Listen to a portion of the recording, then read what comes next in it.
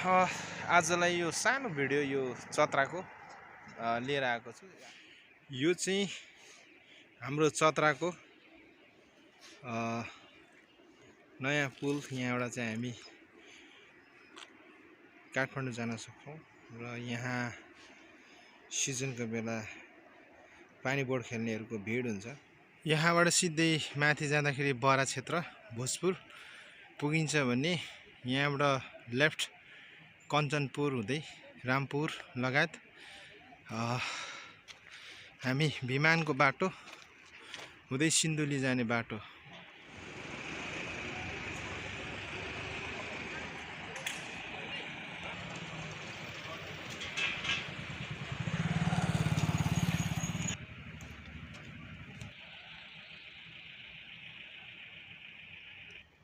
अहिले चाहिँ यो सङ्लो भएको कारणले गर्दाखेरि यो सप्तकोशी निकै हरियो देखिन्छ र बर्खाको समयमा चाहिँ एकदम धमिलो। यता माथि सिमल फुलेको रहेछ रातै। यो चाहिँ बारा क्षेत्र जाने बाटो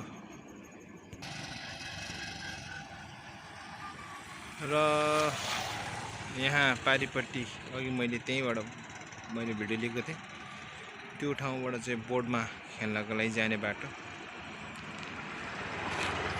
र यो पुल पारी चाहिँ उदयपुर जिल्ला।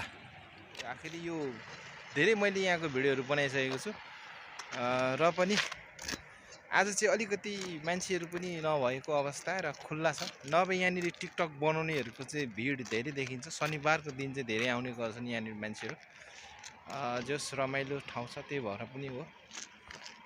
र आजलाई चाहिँ म यो मेरो सानो भिडियो यहीँ टुङ्ग्याउन गइरहेको छु।